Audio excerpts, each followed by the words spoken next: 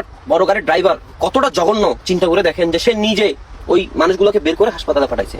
CNG গাড়ির ড্রাইভারের licence আছে কিনা সন্দেহ আছে। মানবতার খাতিরে যে ওনাদেরকে বের করে হাসপাতালে পাঠাইছে, এর চাইতে বড় কি চান আপনি? হ্যালো গাইস, আসসালামু আলাইকুম। ট্রাকওয়ালা পক্ষ থেকে আপনাকে স্বাগতম। আগে এই স্ক্রিনে দেওয়ার টেমপ্লেটটা দেখেন, কি বুঝলেন? এরপরে পরবর্তী টেমপ্লেটটা দেখেন।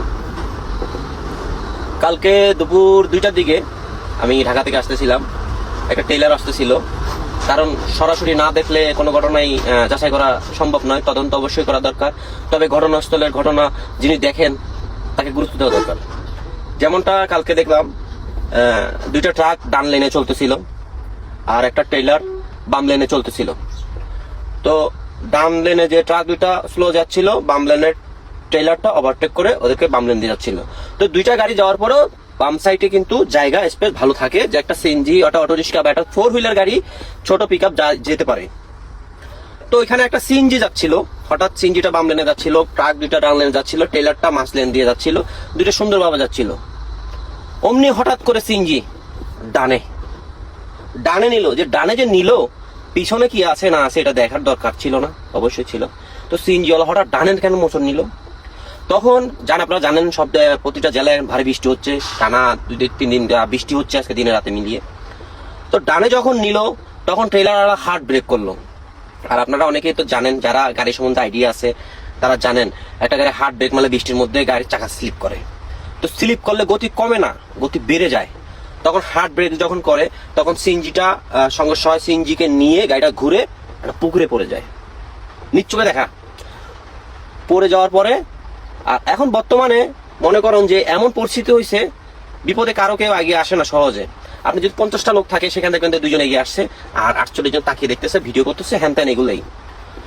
তো গাড়িটা পড়ে গেছে, 2টা গাড়ি পড়ছে, ওইখানে 3টা যাত্রী ছিল, ড্রাইভার নিয়ে 3জনই ছিল, 2জন যাত্রী আর একজন ড্রাইভার। টেইলারের যে ড্রাইভার উনি নিজে ওই সিএনজির যে 3জন লোক ছিল ওনাদেরকে বের করছে, ট্রেলারের ড্রাইভার এমন হেল্পার পুকুর থেকে নিয়ে গাড়িতে তুলে হাসপাতালে পাঠাইছে। দিল যে ভাবি তো খেলা শেষ করে ঘুমাইছে। হ্যাঁ, তো এখন কি খেলা শেষ করে ঘুমাইছে এটা উল্লেখ পুরোপুরি না করে যদি বলেন খেলা শেষ করে ঘুমাইছে, একটা বড় গাড়ির ড্রাইভার কতটা জঘন্য চিন্তা করে দেখেন যে সে নিজে ওই মানুষগুলোকে বের করে হাসপাতালে পাঠাইছে।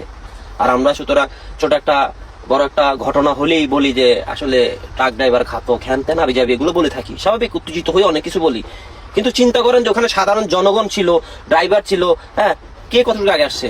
ওই ট্রেলার ড্রাইভার এখনো কিন্তু থানার হেফাজতে রয়েছে। কারণ কি জানেন?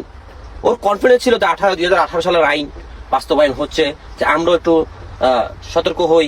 কিন্তু উনি কি করছেন, বের করে হাসপাতাল পাঠাইছে, ওই ঘটনাস্থলে ছিলেন। আর এখন কথা হচ্ছে যে ভাই এত বড় একটা মহাসড়কে যে 3 হুইলার গাড়িগুলো চলে, সিএনজি, এটা অটো রিক্সা না, সিএনজি। হ্যাঁ, যে সিএনজি ড্রাইভার আর বড় গাড়ির ড্রাইভার কি এক? আপনি খোঁজ নিয়ে দেখা যাচ্ছে যে জানতে পারবেন যে সিএনজি ড্রাইভারের লাইসেন্স আছে কিনা সন্দেহ আছে। তো ওনারা হুট করে চলে আসে মহাসড়কে, ওনার মহাসড়ক সম্বন্ধে জানে কি, বুঝে কি? ওই দেখা দেখি, এটা শেখা হচ্ছে দেখা দেখি, ও চালাচ্ছে আমি চালাচ্ছি, এরকম উঠে চালাইতেছে, নিয়ম কানুন বুঝে কি? আর ওইখানে দেখা যাচ্ছে আমাদের বর্তমানে সাংবাদিকের অবস্থা হচ্ছে এমন যে কালকে রাতে ফুটবল খেলা হয়েছে, ফ্যামিলি নিয়ে ফুটবল খেলা দেখতেছিলাম। এখন চাচি বললো যে কিরে তোর ভাবি কি করে? হ্যাঁ, তো ওইখানে উত্তর দিল যে ভাবি তো খেলা শেষ করে ঘুমাইছে। হ্যাঁ, তো এখন কি খেলা শেষ করে ঘুমাইছে এটা উল্লেখ পুরোপুরি না করে যদি বলেন খেলা শেষ করে ঘুমাইছে, এটা একটা নিউজ।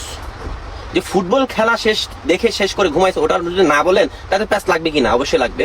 এই আমাদের সাংবাদিকতা ভাইদের ধরলেও সমস্যা হলো এখানেই, ওই ছোট করে একটা ট্যাগ দিয়ে দিবে, ওই ট্যাগে মনে করেন যে নিউজ হয়ে যাবে, তারপরে বিস্তারিত লিখবে এখানে এই ঘটনা। মানে প্রথমে যে ট্যাগটা দিবে ওইটা আপনাকে এত আকর্ষণ করবে, পড়তে হবে। এখন আপনারা কয়জন পড়তে জানেন? ছোট করে একটা ক্যাপশন দিকে হ্যাঁ হ্যাঁ পুরোপুরি পড়তে হবে। ওনারা পুরোপুরি লেখে না, কি করে বিস্তারিত কমেন্ট বক্সে। এখন বিস্তারিত কমেন্ট বক্সে কয়জন পড়ছেন? করেন নাই। উনি কি ঘটনাস্থল ছিল না? ঘটনাস্থল ছিল কারা? তাদের কজনের কাছে গেছেন আপনি? আর এমনও তো হইতে পারে যে আমার পরিচিত 2টা লোক মেডিকেলে মারা গেছে এবং একটা লোক অসুস্থ আছে, তদন্ত করে নিউজটা করলে একুরেট নিউজ পাওয়া যাবে। আসছেন এই যে প্রথমে যে টেমপ্লেটটা দেখাইছি, সেকেন্ড টেমপ্লেট, ওইখান থেকে টেমপ্লেটটা কাটে ছবিটা নিয়ে ওনারা একটু লিখে দিয়ে দিল। এই হলো আমাদের বাংলাদেশের অবস্থা। তো অবশ্যই কোনো একটা নিউজ দেখলে পুরোপুরি পড়ার চেষ্টা করবেন, বোঝার চেষ্টা করবেন, চেষ্টা করে তারপরে অভিযোগ দিতে পারেন। হুট করে কমেন্ট করবেন না, হুট করে কিছু একটা লিখতে যাবেন না, কারণ সাংবাদিকরা এখন কনফিডেন্স লেভেল এই পর্যায়ে গেছে যে ওনারা কি থেকে কি বলে তারা নিজেও জানে না। ওনাদের কথা হচ্ছে যে বিজনেস, নিউজ একটা বিজনেস কিন্তু। তো লং হেভিকেল গাড়িগুলো যে যারা চালায় তারা শিশু বাচ্চা না, নাবালক শিশু না, তাদের অভিজ্ঞতা নিয়ে তারা গাড়ি চালায়। তো আমার কথা হচ্ছে যে ছোট গাড়িগুলো যে মহাসড়কে চলে এদেরকে দমানো যাচ্ছে না কেন? এগুলো কি এইভাবে যদি দমানো না যায় তাহলে দুর্ঘটনা বাড়বে না কমবে? বাড়বে অবশ্যই। তাহলে শুধু কি বড় গাড়িওয়ালার দোষ, ট্রাকওয়ালার দোষ, বাসওয়ালার দোষ, ছোট গাড়ি কোনো দোষ নাই? এখন ওই লোক আসে কি না জানি না, তবে এই গাড়িওয়ালাকে পাইলে যে আপনারা এতটা হয়রানি করেন এর বিচার কি কখনো হবে না? দোষ খুঁটে দেখা দরকার। অবশ্যই দোষ থাকতে পারে বা না থাকতে পারে, ঘটনাস্থল আগে তদন্ত করা দরকার। তদন্ত করে সবারই সমান অধিকার আছে। এখন অ্যাক্সিডেন্ট হয়েছে বিদায় যে বড় গাড়ির দোষ, এরও হইতে পারে না। তদন্ত করা, দোষ বের করা দরকার। এটা সম্পূর্ণ ছিল ছোট গাড়ির দোষ। তবুও যে বড় গাড়ির ড্রাইভার মানবতার খাতিরে যে ওনাদেরকে বের করে হাসপাতালে পাঠাচ্ছে, এর চাইতে বড় কি চান আপনি? ঘটনাস্থলে মারা যায় নাই, মেডিকেল নেওয়ার পরে মারা গেছে।